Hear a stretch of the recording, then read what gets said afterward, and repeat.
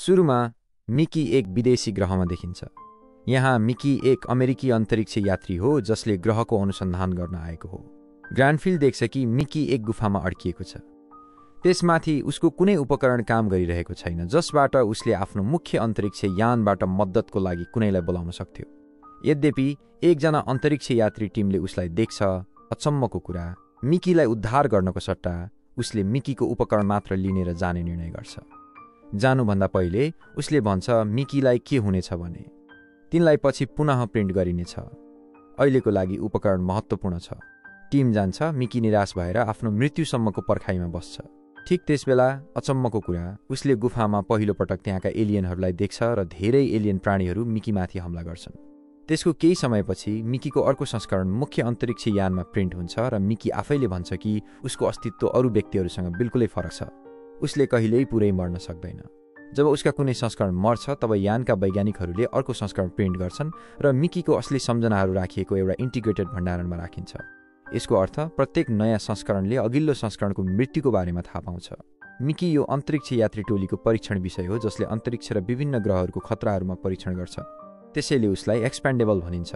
तर यो क्लोनिङ प्रविधि नै सबै नैतिक नियमहरूलाई पालना गर्दैन जसले पृथ्वीमा प्रतिबन्ध लगाइएको छ, तर अन्तरिक्षमा मात्र यो प्रयोग गर्न सकिन्छ।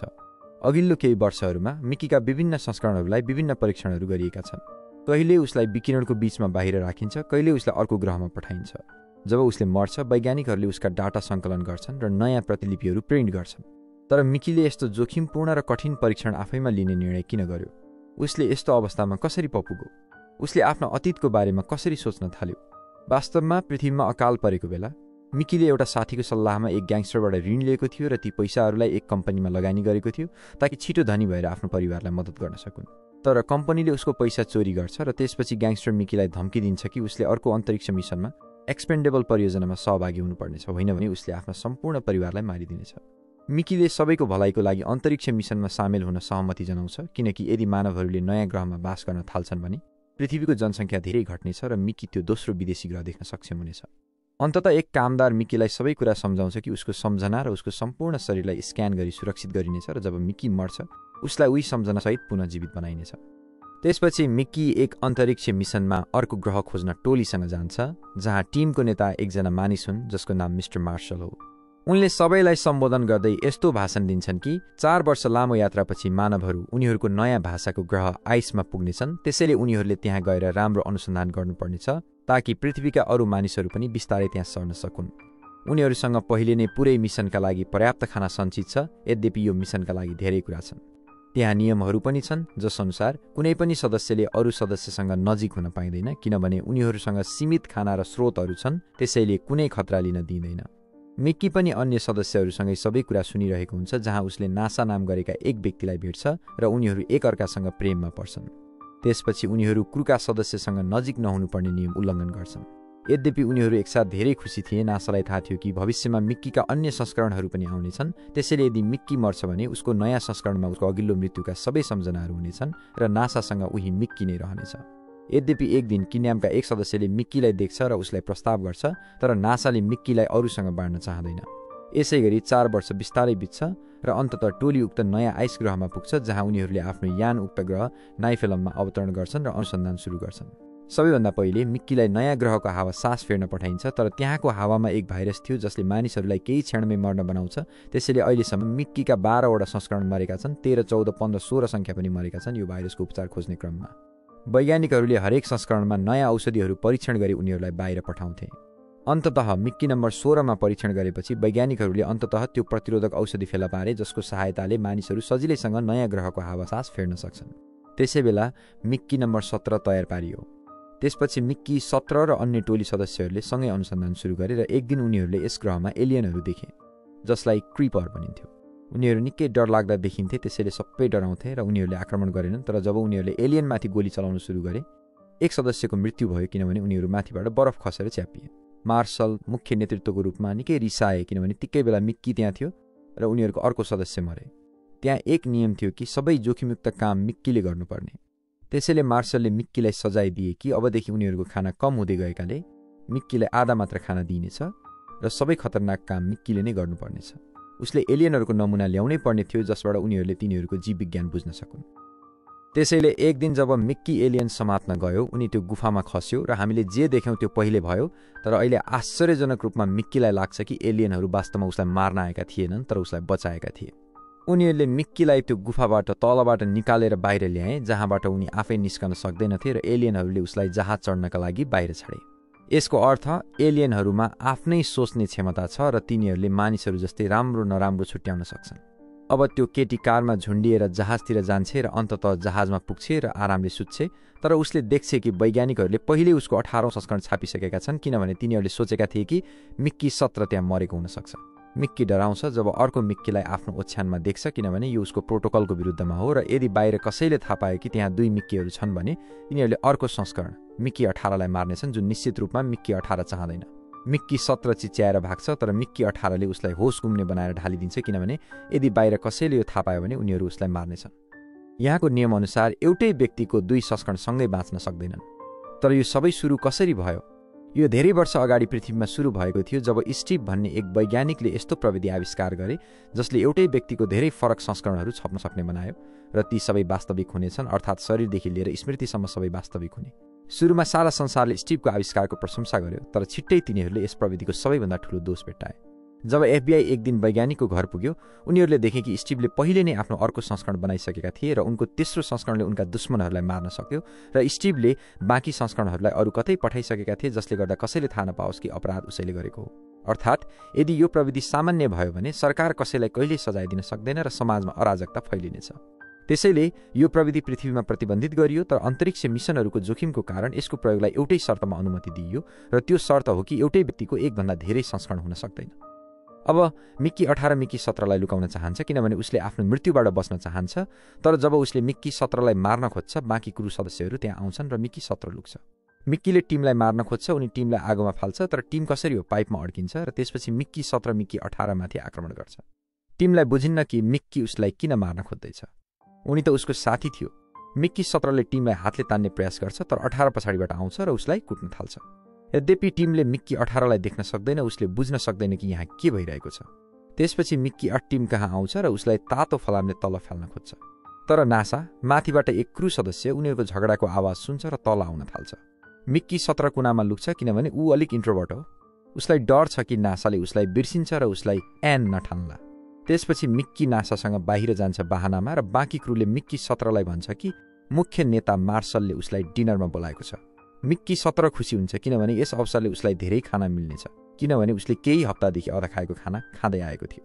मार्शलले मिक्कीलाई उसले अर्को मिसन बताउँछ कि यदि मिक्कीले एलियनहरूको कमजोरी पत्ता लगायो वा तिनीहरूलाई मार्न सक्यो भने उसको खाना आपूर्ति फेरि सुरु हुनेछ। त्यसपछि कैनामको सदस्यलाई पनि बोलाइन्छ जसको लागि मार्शलले दोस्रो प्रस्ताव राख्छ कि जब नयाँ ग्रहमा नयाँ उपनिवेश बसाइन्छ उसले क्रोका लागि बेबी मेसिनको रूपमा काम गर्नुपर्नेछ अर्थात् सबैका लागि बच्चा जन्माउनु पर्नेछ। तर कही तुरुन्तै अस्वीकार गर्छ जब उसले यो सुन्छ। उनीहरू कुरा गरिरहँदा मिक्की अचानक बान्ता गर्न थाल्छ किनभने उसको शरीर अचानक धेरै खाना खाँदा खराब भएको हुन्छ। मार्शल रिसाउँछ र मिक्कीलाई मार्न चाहन्छ जसले गर्दा उसको स्वस्थ संस्करण फेरि छाप्न सकियोस् तर कहिले उसलाई रोक्छ। उनी मिक्कीलाई आफ्नो कोठामा लगेर उसको सेवा गर्न थाल्छ। वास्तवमा कही मिक्कीलाई सुरुदेखि नै माया गर्छे तर मिक्कीले उहाँलाई ध्यान दिएको थिएन। आज पनि जब ऊ मिक्की कहाँ आउँछ सेवा गरेपछि पनि मिक्कीले उसलाई अस्वीकार गर्छ नासाको बारेमा सोच्दै र आफ्नो कोठामा फर्कन्छ।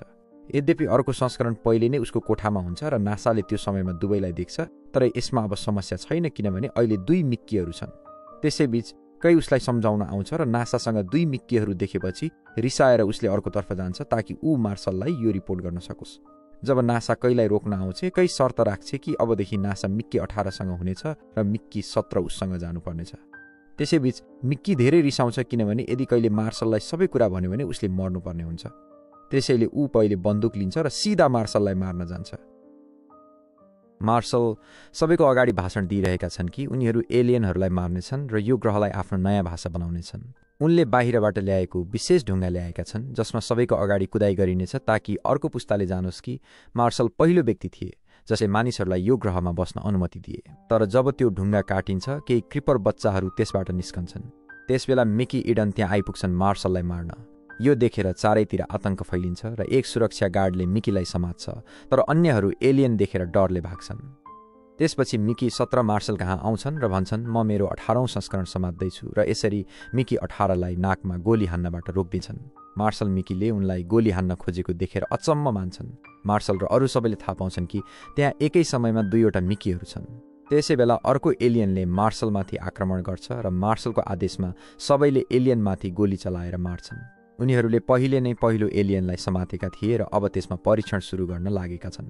त्यही समयमा मिकी 17, 18 र नासा सबैलाई पक्राउ गरिन्छ।